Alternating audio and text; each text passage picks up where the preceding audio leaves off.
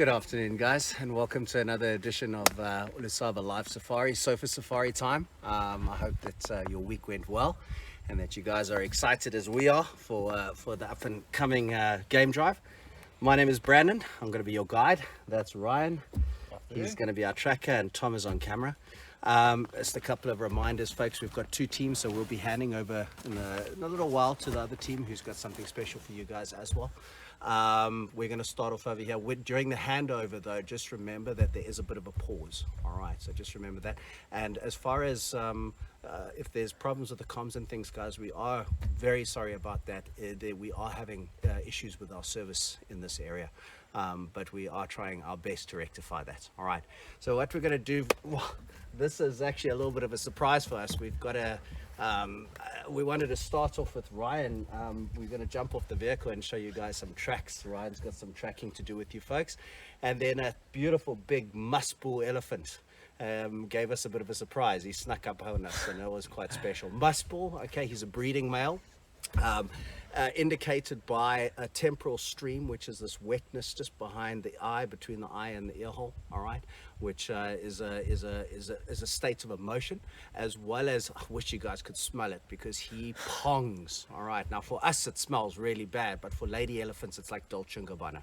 All right, it's like wow, especially a really dominant big male. The scent that's coming, that dribbles out via his urine, is loaded with testosterone, which is really, really key as far as big males loaded up on testosterone, competing against other males. They're very attractive to the females. All right, now I'm going to hand over to Ryan. It looks like that big boy is far enough off that we can climb off the vehicle, and let's see what Ryan's got for us. All right, guys, so for this afternoon we thought we'd do something a little bit different, and we thought maybe we'd test some of your knowledge. And so what Tom and I are going to do, we're going to point out some tracks to you. Okay, I'm going to question you on 3 of them, and then what we'd like you to do is to send us through the answers. We'll see what you guys get, and then towards the end of the drive we'll let you guys know what it is and see how good you are. All right, so first thing I will show you is, you saw that huge elephant bull coming through here, and you can see how he's blown air with his trunk. You can even see a bit of moisture over here. So he took his trunk and he swished it out. So you can see the moisture, and then you can see how the sand has gone up over there, which is pretty cool. Just blowing some air out at us. All right, so I won't test you on that one. I've given you that one. But what we'll have a look at is this one over here. So what I'll do is I'll take a bit of grass just so you guys can see. And what I'll do is I'll circle the tracks for you. So there's a nice circle over there. And what we've got is we've actually got 2 feet of this animal. There's a single foot over there with the back of the foot, and over there is the second track with the back of the foot. All right, now to give you an idea, some of you may recognize this track. It's an animal foot that you may see around your house or your farm, or some of you may see them in other places as well, where you may ride this animal. But yeah, there's the first track over there, so we'll have a look at that. And what we'll do is we'll take a stroll down here to see if this big elephant bull hasn't stood on any of the tracks for us. We will try to see his track as well, just to show you the size of the animal. Big beast. All right, here we've got some tracks we can have a look at. All right, some nice tracks here.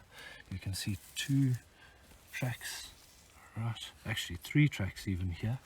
All right, we've got the Impala track, quite nice over there. Right, remember with our antelope and things like that, always looks like an arrowhead. There's another one over there. So those animals are moving this way. We can see that one pointing that way, showing the arrow and the movement of the animal in that direction. All right. Another one you can see, which is quite strange, looks like little lines in the sand. Right, there we go. It's a bird. All right, just a bird. Looks like a dove, maybe walking down the road. All right, and then another one. The one I'm going to ask you on is this track over here. All right. Now you can see it does look very much like a paw track. Okay. I will tell you that it is not a cat track. And how I can see that is simply looking at the back of the foot over there.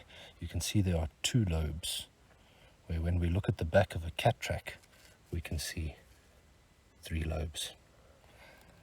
Another thing, toes, you can see, are very nice and close together with claw marks in the sand. Remembering our big cats, except cheetah, will have retractable claws. And so this animal, similar to a cat, but not. So what is it? Question number 2. And then if we come further down, you can see here where the ground has been smoothed out with nice cracks running. That is the bottom of that large elephant bull's foot. Alright, this is where he sauntered down the road after blowing some dust at us. Alright,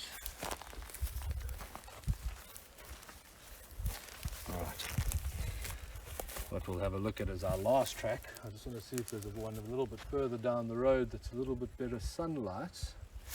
Not that I can see, but you can see it over here.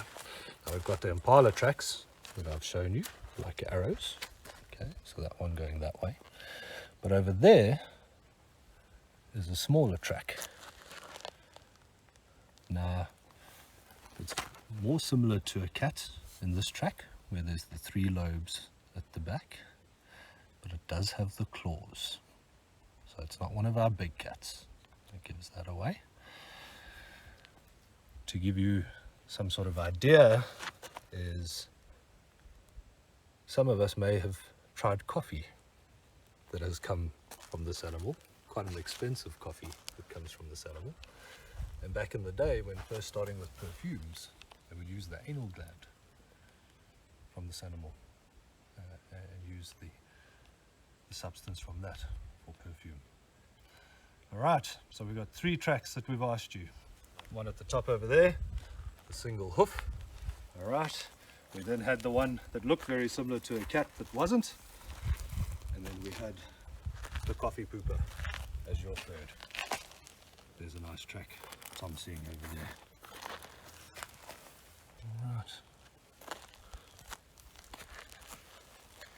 So what we're going to do is, in a second, we're going to cross over to our other team.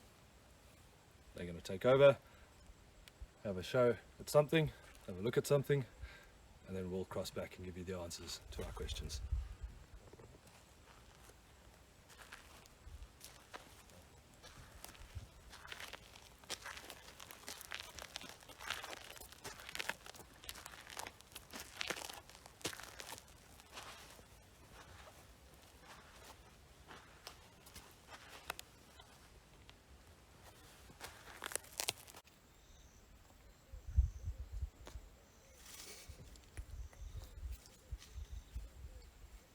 Good afternoon, everyone. Hope that was fun.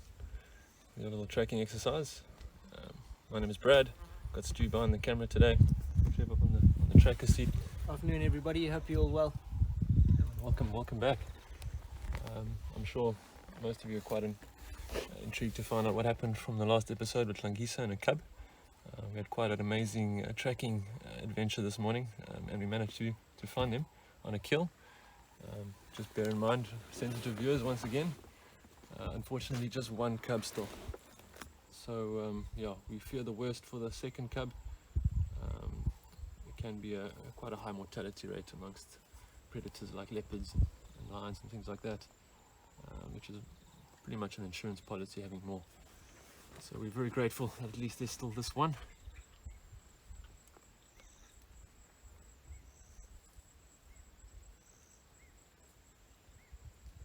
Of the 2 cubs that are left, this looks like a little female. She's busy feeding on the leftovers there of the impala, and mom is just a little bit higher, lying up in this golden light here. She's lying a little bit higher up, surveying, looking out for danger. And as normal with leopards in trees, the hyenas are about.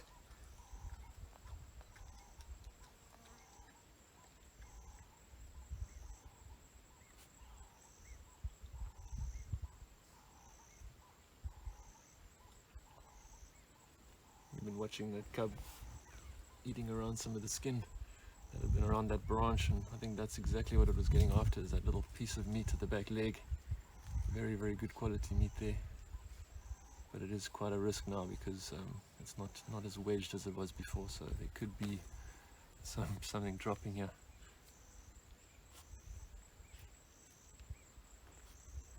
You see at the bottom of the tree, perhaps when Stewie pans down, you'll see the spotted hyena.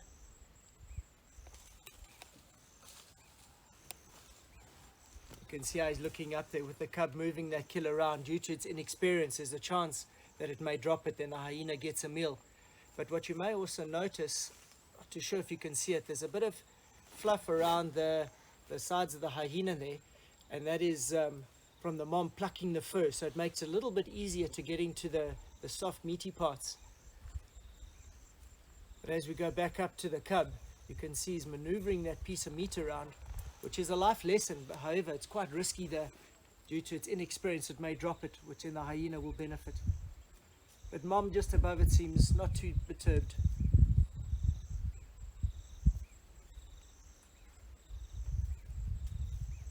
Still got lots to learn.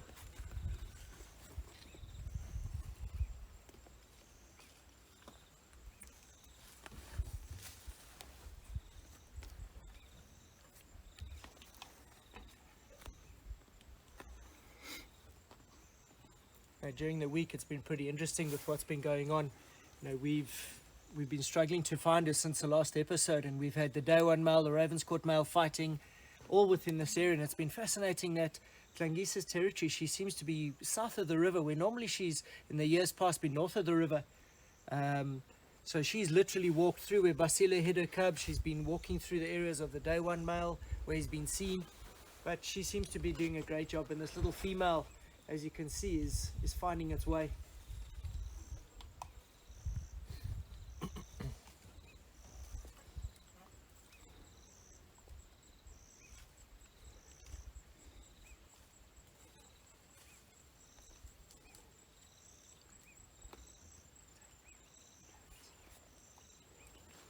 You can see the tail moving around quite vigorously there while it's trying to reposition that leg.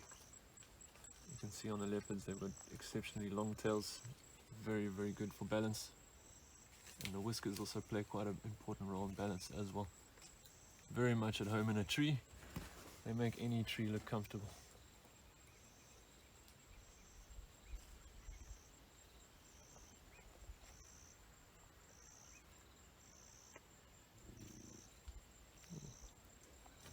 Quite feisty already. Yeah, it sounded like she was growling at the hyena. So it takes after a mom then, eh? Yeah.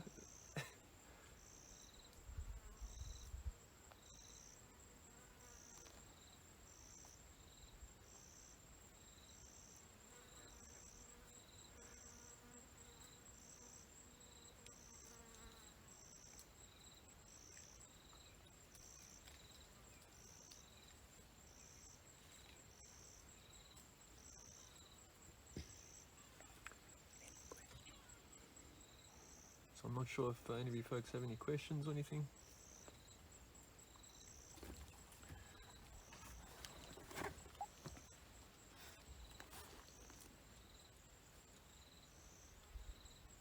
It's always a nice experience to be with a leopard sighting the tree in this afternoon light. Beautiful as it catches the golden fur. Got a question here from a viewer, just asking about where is the sighting? Where in fact are we? We are along a dry riverbed north of Ulusaba Lodge. We call the Machaberry, sort of between the lodge and the main perennial river, the Sand River. These tributaries, and as you can see in this area, fairly dense vegetation, which is typical leopard habitat. They prefer these riverine areas with cover, and we're just so privileged that this particular female and her offspring are so relaxed with the vehicles, and it takes a lot of hard work and effort to find their tracks, and putting this all together is always so exciting. And you know, at Ulusaba, we as the team, we thrive on trying to track and find, and working as a team is always something that we we always love and enjoy one another's little victories, putting one another's skills together. And you know, this morning we spent about 4 or 5 hours on this one, and when we found this, we were all very elated. Another question there. How old are the cubs when they start to eat meat? The cubs usually take meat from around 3 months or so. Can be a little bit earlier than that, but around there. So they'll be starting to wean roughly at about 6 months to 8 months old. And can they digest bone like hyenas do? They can digest bone to a certain degree. The hyenas have got the advantage of being able to crush through some of the thick bones that the leopards can't eat. But yeah, there are some softer bones, some of the bones like the ribs, some of the smaller leg bones, things like that, that they are able to eat and digest, which are not the big bones. That's when the hyena comes into play. In fact, 40% of each kill is unavailable to that predator, except hyenas. They're able to access that 40%.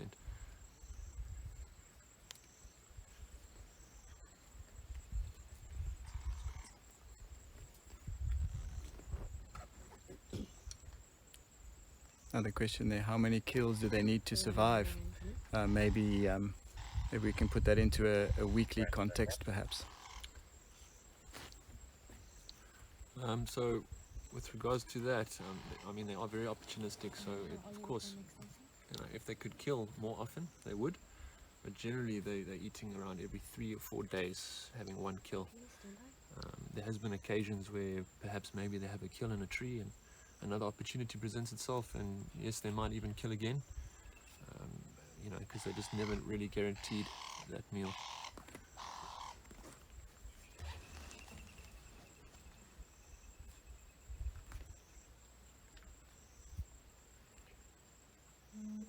Of course, there's lots of other competition out here as well, so you know, even with the adults, there's a chance there that you might lose a kill to a hyena or another predator. So yeah, as often as they can, really. And having a cub now, of course, she has to think about that.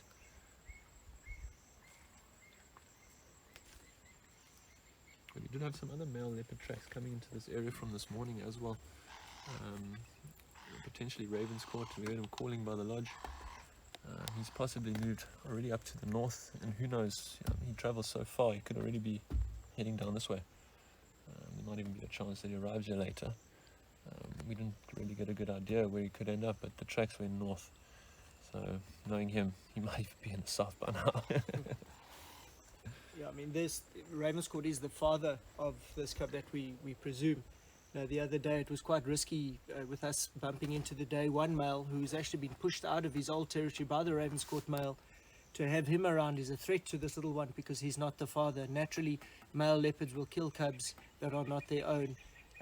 So we did hear the fight. Ravenscourt, we found him afterwards, and he didn't seem to have any scratch marks, so possibly he gave day one a beating and possibly left this area now. So it's vitally important that the dominant male of the father of the cubs patrols the territory and makes sure that no foreign males or younger males come into the territory that pose a threat to the younger cats. And in this, with the 2 cubs, you know, it was a young male that clearly hasn't made it. But this young female, it is important from a genetic point of view. There's a lot of young males around that will fight for territory as the years go on. You can see she's very busy there trying to get all the bits and pieces of meat out there. The hyena at the bottom is obviously waiting for any opportunity. But all these lessons of moving around, kills and that, Mom will keep an eye on her, but this is vital for her to learn for later in life when she becomes independent. You know, stashing a kill in a tree and anchoring it properly is vital for them, because that means they can feed at leisure. And as Brad was saying, they're very opportunistic. So there's numerous times where, you know, a leopard may have a kill, but be on the move to maybe drink some water and find another opportunity and catch it. So, you know, they're very opportunistic.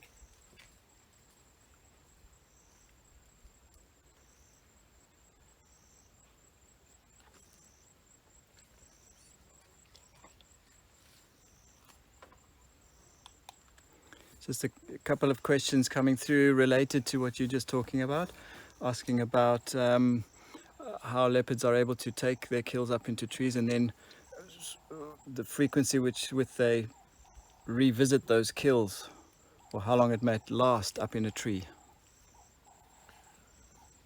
So leopards have got quite a shallow kind of chest in the front, quite a big space in that area, big cavity really, so they're able to grapple with their mouths on the kill and use their claws and back legs to pretty much anchor themselves up, much like an ice pick. In that sense, the strength of the leopard's wrist must be phenomenal.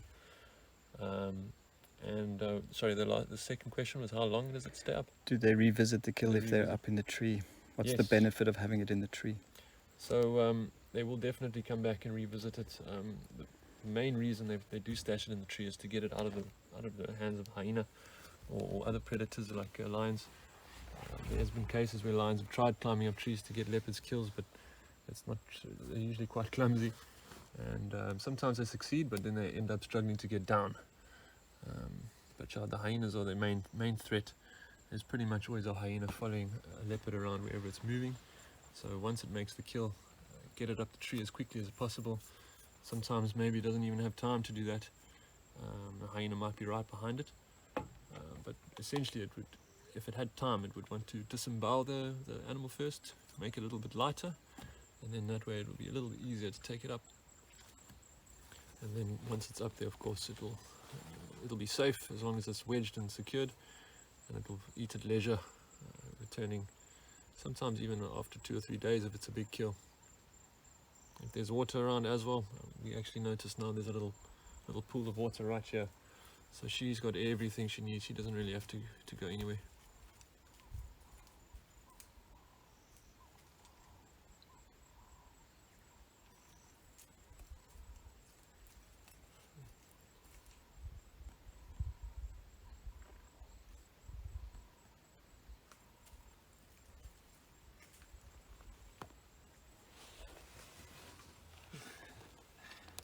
There's still one little piece of skin holding that. It's very lucky. Oh, I think I'm speaking too soon, yeah.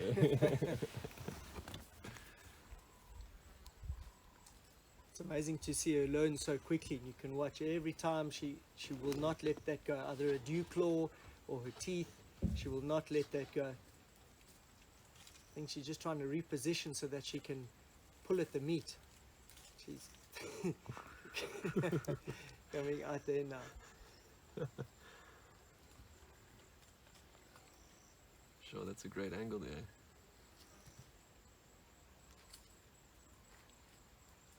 Already a pose in the making.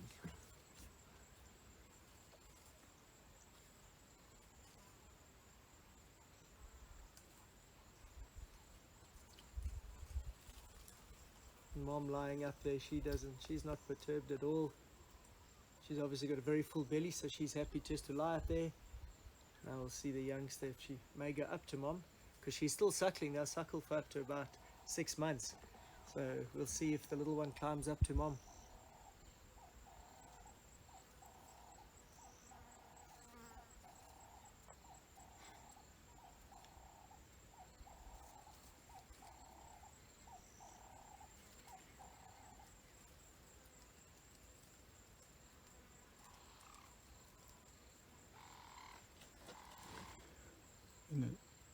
Question here about how successful Tlangisa is and how many of her cubs have actually reached maturity.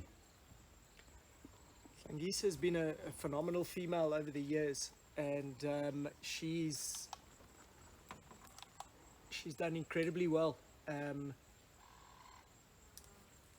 can just watch this little one make its way up to her, but we know for sure she's had 4 or 5 litters. We know 3 have definitely been successful, and 2 daughters by Sila and Kokavela, and they've already both raised young of their own. Another female we know was killed by the Nyaleti male, and another female that we've recently named, she was seen down in the south, but they've become nomadic now, and they'll go find their own territories and areas to set up. And then this little female here, we also know she's lost a litter, but over the years of watching Tlangisa, she's been absolutely incredible. You can see there bit of grooming there from Mom and the care she takes for the youngsters. She's been an incredible mother to watch, and such a privilege over the years that she's allowed us into her world. By nature, leopards are very shy and elusive, but here in this area, we're very fortunate that we get to view her. There she looks like she's going to get up. Such a beautiful cat. The little one coming to join her. Almost looks like little one's trying to sneak a little drink there. Oh yeah. There we go. Yeah, Mom's snarling at her. Can't suckle in the tree.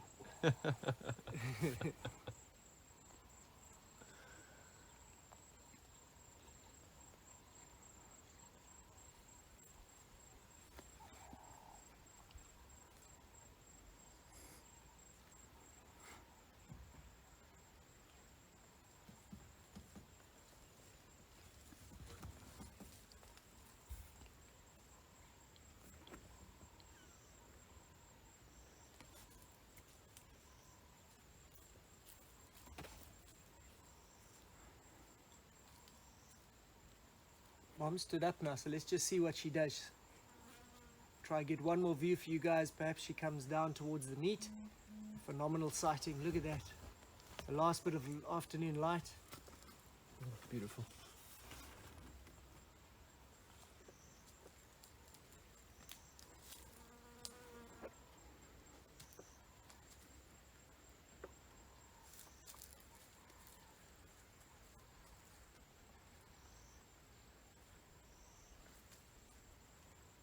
The little one's starting to get comfortable there. She's got a nice full belly.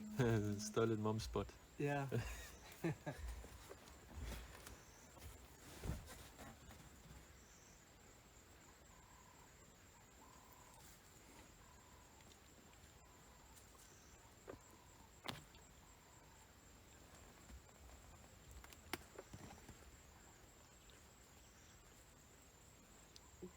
Brandon coming. Bye.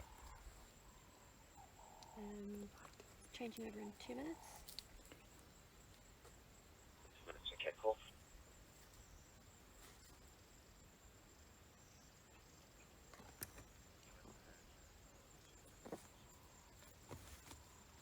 Copy here.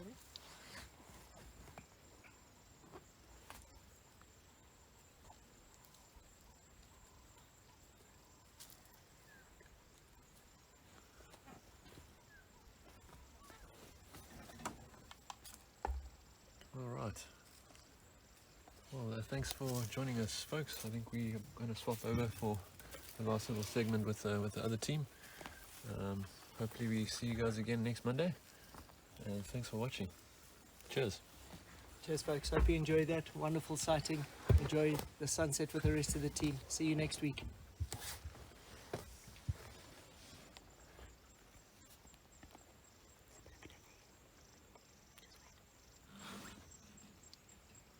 Brandon, you guys ready to swap over? You can go.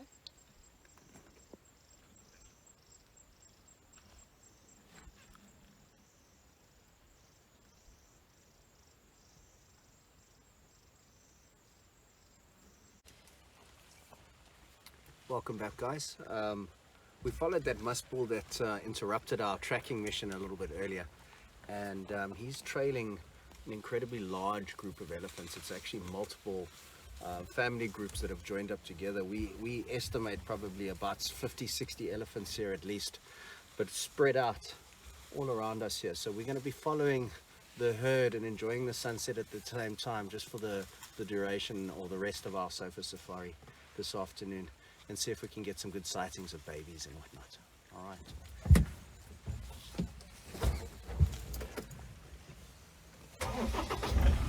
A nice family group up here.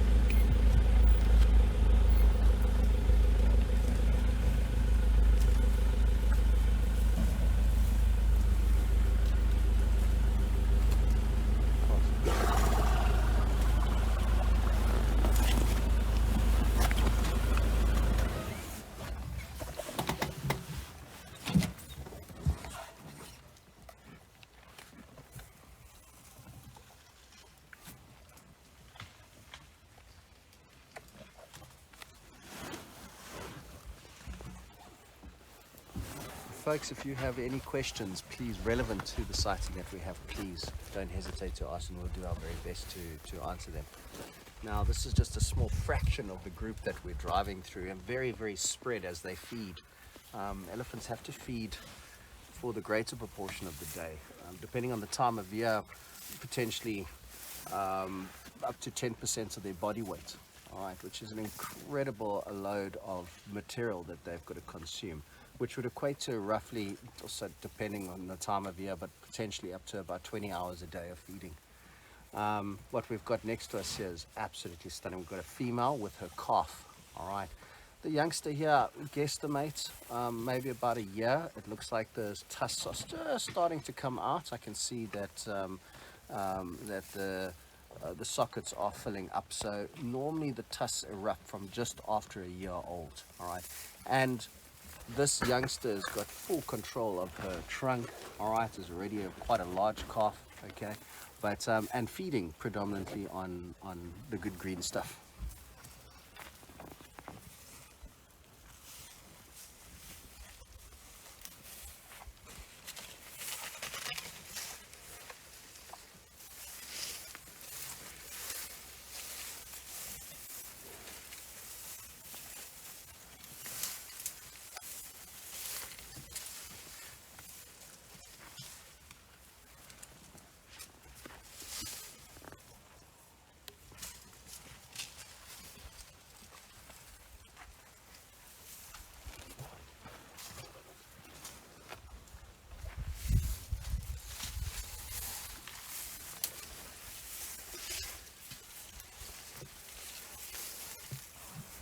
Right, guys, so a question here. How long do they sleep for if they feed for 20 hours a day? Right, so that's a very good question, and people are often surprised by how little elephants sleep. Again, it depends on day to day. But usually we will find our youngsters that are from about 6 months and younger will try and have 2 naps a day. Probably about half an hour, 45 minutes at a time. Whole herd will come around, or at least mom will stand still so the little one can sleep under mom and get good shade, etc. Alright. But the adults won't sleep very long. They probably sleep between half an hour and 45 minutes as well every day. Sometimes an hour, pushing it. The thing is, they can't always lay down to sleep. A lot of the time elephants have to sleep standing up, and it's because of the sheer bulk of the animal. Being such a large animal, if they have to lay down and sleep, they'll put a lot of pressure on their organs, and they can do some internal damage. If you ever get the chance, or if Tom gets a chance again to show you guys an elephant, one thing you'll always notice with elephants is you can't see them breathing. You can't see the movement of the diaphragm like with us and other mammals. And the reason for that is, as Brandon said, they eat a lot. And they've got huge stomachs. And to make space in that core of the elephant, the lungs have been pushed up against the rib cage. And so where the rest of us have free-floating lungs and so move our diaphragm when we're breathing, their lungs push inwards. And so you don't see them breathing. And so if they lay down and stay down, it's direct pressure on the lung, and it can do, like we say, a lot of damage. So sleeping done standing up, leaning against trees, leaning against termite mounds, sometimes leaning against each other, but usually from about 6 years and up. Not often you see them laying down for long periods.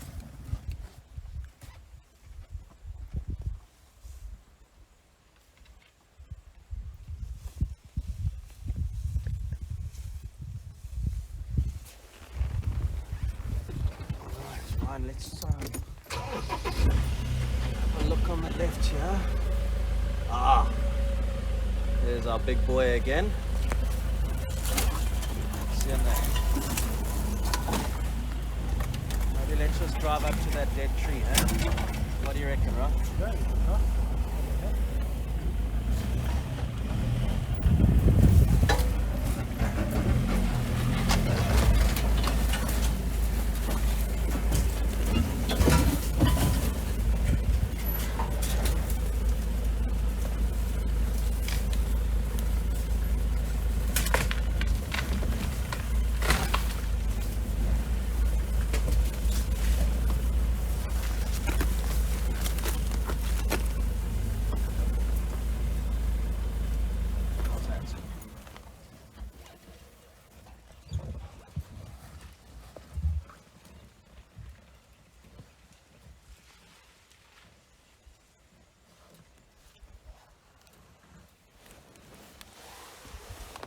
folks, if you recognize it, this is the musk bull that passed us a little bit earlier. If you have a look just behind the eye, like I was saying, you can see the temporal stream, which is one indicator that he's in must. And like I was explaining to you, I wish you could actually smell him. All right. Between his back legs, you'll see a penile sheath, and out of that, you will see a lot of urine dribbling out. It's a very interesting color. It's this weird green color, and laden up with testosterone, which is literally leaking out of his body, which is an indicator. You can see the dribble there, all right, making his back legs very wet. That is the indicator. That is the scent that is being transferred around him, so that if there are any breeding females in the vicinity, they're aware of him being a musk bull. And also the scent will indicate his status, how big he is, how dominant he is. All right, offering a potentially good breeding partner. If there are any females in this herd that are coming into estrus, this would obviously be the best one to father a youngster. There's quite a few younger males in the vicinity as well. They also trail the herd, hoping for breeding opportunities, but we discussed this last week. Big bulls don't really have the opportunity to breed until they're in their 50s. All right, they can potentially start competing against other big bulls when they're up until just past 30. And a full big bull male in his prime is normally when he's in his 40s.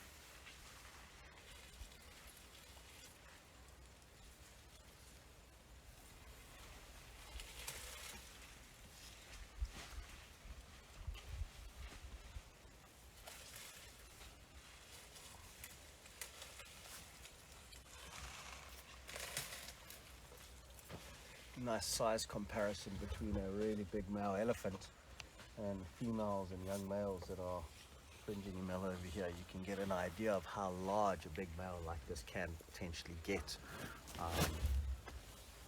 A really big male in this area, potentially up to 7 tons. Huge creature. Whereas the females will be about 4.5, maybe really big up to 5 tons. Guys, a nice question here. How long do the oldest live? So how long do elephants live? Very good question. An elephant age is actually normally dependent on their teeth. All right, so through an elephant's lifespan, they will have molars which come out through the mouth at different times of their life. And it's 6 sets of molars that come through, and on their last and final set, it's normally pushed through when they're in their prime. So when a big male elephant is in his 40s, that's normally when his last set of molars are pushing him through from the back. And depending on how long those molars will last, will then generally decide the age of the elephant. All right. In some areas, especially this, we've got generally throughout the year pretty good nutrition, so potentially our elephants can live maybe up to about 60 years. In areas where there's a lot of grit, drier material that's a lot more coarse will wear the teeth out a lot faster, so maybe 50-55 years. All right. However, I have heard of elephants living up to 70 years.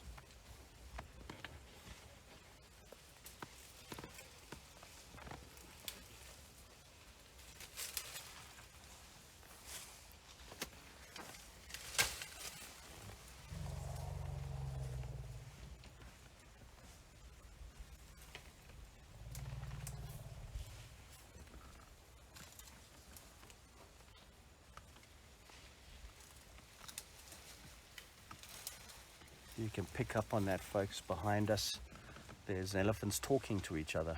The sounds that we can hear there with elephants that are the audio that we normally associate with elephants are things like trumpets. Okay, these grumbles and growls. Majority of the sounds are actually too low in decibel value for us to hear. All right, incredibly low decibel value sound, which allows for elephants to communicate over the air, maybe up to 1 kilometer away. All right. Their levels of communication are absolutely incredible, very intricate. They can have full conversations with each other, all right, but most of which we do not hear. The typical sounds like what we just heard there, the grumbles, the growls, are emitted through the throat, all right, over the air.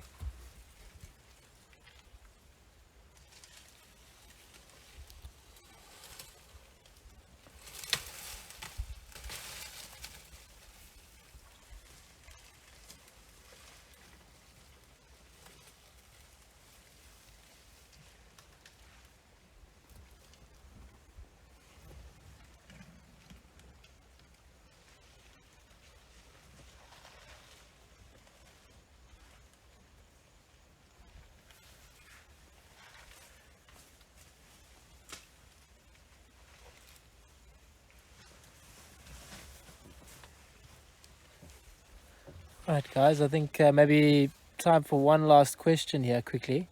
Sorry, I actually read that incorrectly. How strong are the male tusks when they are in their prime? I thought it was how long are the male tusks when they're in their prime. So, yeah, it's dependent. Where are the ladies at?